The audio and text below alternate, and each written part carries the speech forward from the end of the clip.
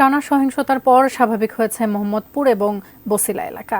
কর্মব্যস্ততায় বাইরে বেরোতে শুরু করেছেন সাধারণ মানুষ। পরিস্থিতি শান্ত, তবে রাস্তায় পোড়া ভাঙা গাড়ি আর নানান আবর্জনা সাক্ষ্য দিচ্ছে কাণ্ডজ্ঞানহীন বর্বরতার। ভয়াবহতার সাক্ষী হয়ে রয়েছে বিভিন্ন স্থাপনা এবং প্রতিষ্ঠান।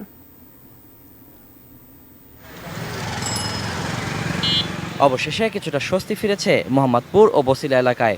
চলছে গাড়ির চাকা, সাধারণ মানুষের চলাচলও শুরু হয়েছে। দুদিন আগেও এই এলাকা ছিল রণক্ষেত্র। এখন সবকিছু স্বাভাবিক হতে থাকলেও ভয়াবহতার সাক্ষী হয়ে আছে সড়কে পড়ে থাকা পোড়া গাড়ি ও বিভিন্ন স্থাপনা। টানা কয়েকদিনের সহিংসতার মধ্যেই হামলা চালানো হয়েছে ব্যক্তি মালিকানাধীন প্রতিষ্ঠানেও। স্থানীয়দের দাবি, ধারালো অস্ত্র হাতে এসব ধ্বংসযজ্ঞ চালিয়েছে সন্ত্রাসী বাহিনী। লুট করা হয়েছে বিভিন্ন দোকান ও ব্যবসা প্রতিষ্ঠানের মূল্যবান মালামাল। সব কিছু আপনার লুটপাট হয়ে গেছে, আর যেটা নিতে না পারে সেটা হলো চুরমার করে গেছে। ইভেন আগুন জ্বালিয়ে দিচ্ছে, যে আগুনটা পরে সিকিউরিটির লোকজন অনেক চেষ্টা করে আগুনটা নিভিয়ে দিছে, যার জন্য ভবনটা অন্তত রক্ষা পাইছে।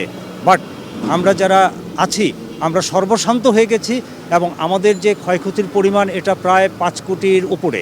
7 লক্ষ টাকার মাল ছিল, ব্যাটারি সব বাইঙ্গা বুঙ্গা যা আছে যে আপনার পাশে সে নিয়ে গেছে।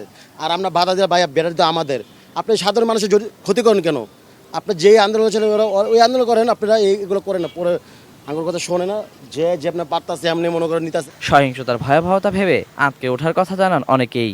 তবে শেষ পর্যন্ত পরিস্থিতি স্বাভাবিকের দিকে যাওয়ায় স্বস্তি ছিল কারো কারো কণ্ঠে। এখানে যে ঘটনাটা ঘটছে মনে হচ্ছে যে আমরা তো যুদ্ধ দেখি নাই, আপনার 2024 সালে মনে হলো আমরা নতুন করে আবার যুদ্ধ দেখলাম। মানে বেঁচে এখান থেকে যেতে পারবো না, এমন একটা ভয়াবহ। আমার বাইক ছিল ওই জায়গায়, বাইকও নিতে পারতেছিলাম না, এমন একটা সিচুয়েশনে আমরা পড়ছিলাম। এখন আমাদের মনে ভয়টাও কমছে, ঠিক আছে। এখন আমরা মোটামুটিভাবে স্বস্তি পাচ্ছি এবং ভালোভাবে চলতে পারতেছি। জীবন জীবিকার স্বাভাবিক প্রবাহ নিশ্চিত করার দাবি সবার। Waliul Sakib, ATN news, Dhaka.